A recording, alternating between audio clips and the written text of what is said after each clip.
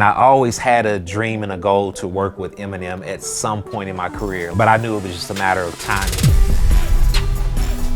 I go by the name of S1, three-time Grammy-winning producer, and I'm going to be breaking down Eminem's Bad Guy from the MMLP2 album with Cymatics. My management at the time, they hit me up and they was like, yo, after your session today, can you go by the Interscope office because Manny Smith wants to meet with you and hear some records. So I went to the Interscope office. So he was like, yo, play me some tracks. So it probably was like the second or third beat that I played in the meeting. And I remember him stopping me. He was like, yo, Eminem needs that. Back when I created this record, this was one of the records where a lot of my productions was including breakbeat. What I like to do when I use breaks is I like to cut out all the lows on the breaks because at some point I added my own original kicks. Also layer it with snares just to give it more meat and make it move a little more. So, and then from that point, it's just adding on kicks and some claps with that break. You know, just so they're in sync and they all sound good together. And on this kick, I had a transient master. I always like to bring out the transients on kicks and snares at times just so it can pop through the mix a little bit more. After that kick, I layered the break snare with the clap on, I think, every 3 count. And then I also layered it with another clap that hits on the 2 and the 4. So if you listen to it with the claps, it'd be something like this. After that, I wanted to really add some more snare rolls. Adding that snare roll sounded something like this.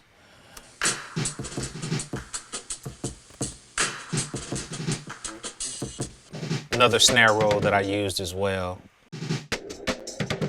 And really what it is just creating your own patterns from breaks or percussion loops and chopping it, taking certain sections and making your own rhythm. And that's pretty much what I was doing with that. So if you combine those 2 snare rolls, the rest of the drums and the rest of the break beat, it'll sound something like this.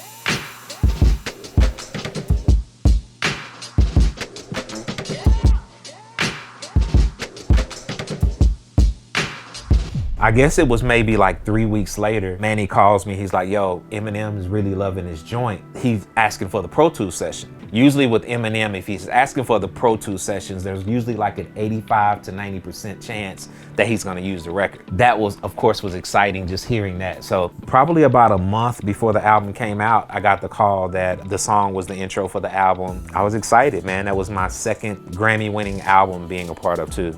It's just something about sitting in the room and playing your records for someone. It's always more authentic and genuine connection when I'm actually in the room and with an artist or with a producer and we're vibing together and it's like bouncing energy off each other. And really when you look at my catalog, that's how most of my records were created. Like all the Kanye and the Jay-Z and Beyonce stuff, I was in the room with them. All right, so after the drums, it's 2 main elements on the composition side. The bass and it's the little stabs. The dun, dun, dun, dun. You can hear it. It's kind of like a murder sound. Turn it up.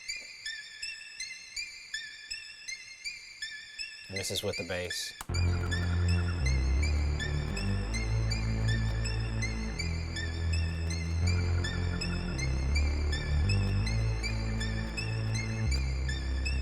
So yeah, those are the main 2 sounds of the whole song. If you listen to the song, those 2 sounds are pretty much going throughout. We cut the bass out a little bit, you know, just to kind of give it some breathing moments, but overall, those 2 main sounds drive the songs along with the drums. Added this melody right here, and I think M-Phase has used the letter X for this melody right here.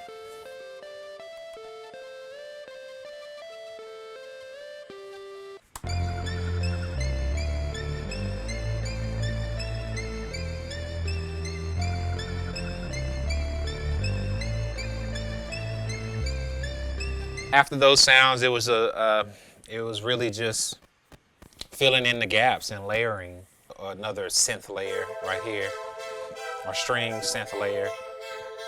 And it's just stabs, real short stabs, just to kind of keep the rhythmic element of it going as well. And it's going along with the dun, dun, dun, dun, the other sound that I played. So along with that, it just kind of adds a little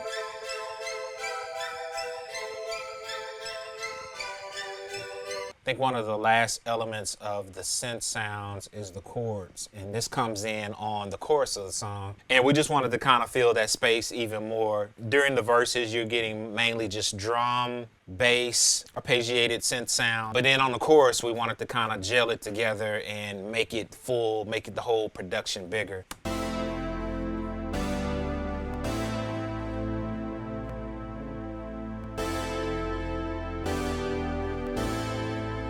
Yep, and then we layered that with that same thing with the organ.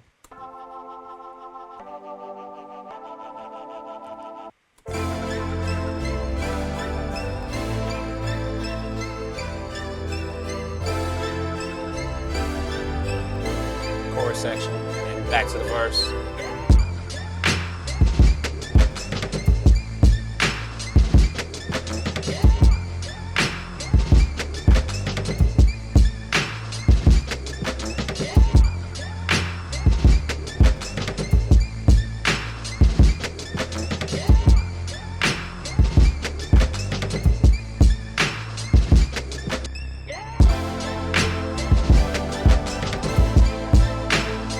So that's the main part of what you guys hear as far as Bad Guy. But once Manny told me that Eminem likes his beat, of course, I went back into the lab, pulled the song up, and I'm like, yeah, let me flush it out, you know, add little feels here and little, you know, arrange it better. So I had my guitarist come in and play some guitar. It really just like flushed it out and made it a bigger sounding record. But when we sent the Pro Tools to M, he was so attached to the demo and how it sounded, none of the extra stuff that I added to the track was used in the final version of the song. So this is some guitar elements that we laid. I